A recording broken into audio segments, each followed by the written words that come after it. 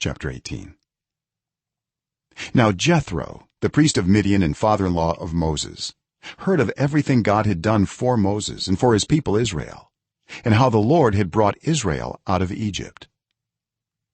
After Moses had sent away his wife Zipporah, his father-in-law Jethro received her and her 2 sons.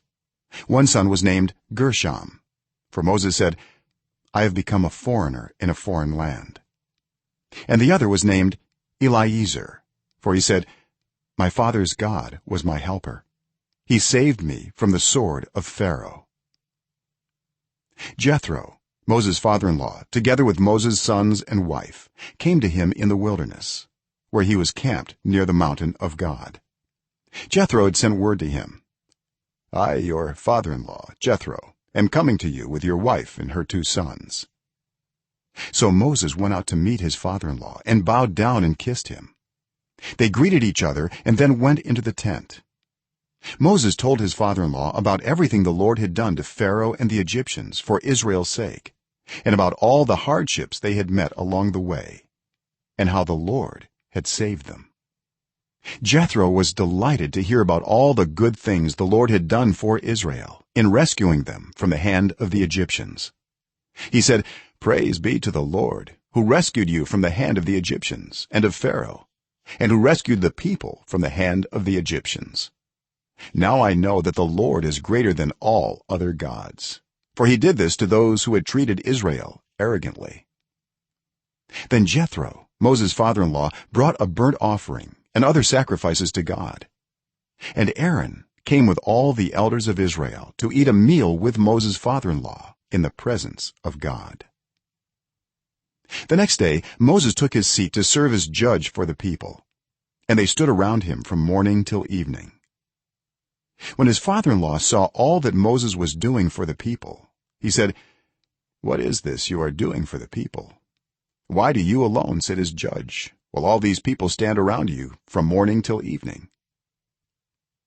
Moses answered him, because the people come to me to seek God's will. Whenever they have a dispute, it is brought to me, and I decide between the parties and inform them of God's decrees and instructions. Moses' father-in-law replied, what you are doing is not good. You and these people who come to you will only wear yourselves out. The work is too heavy for you. You cannot handle it alone. Listen now to me, and I will give you some advice, and may God be with you. You must be the people's representative before God and bring their disputes to him.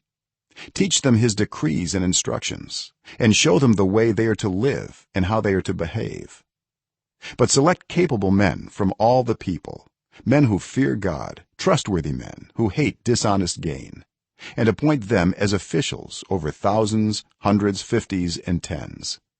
Have them serve as judges for the people at all times, but have them bring every difficult case to you. The simple cases they can decide themselves. That will make your load lighter, because they will share it with you.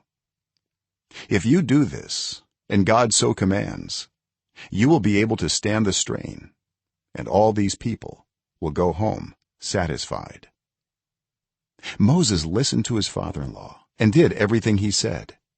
He chose capable men from all Israel and made them leaders of the people, officials over thousands, hundreds, fifties, and tens.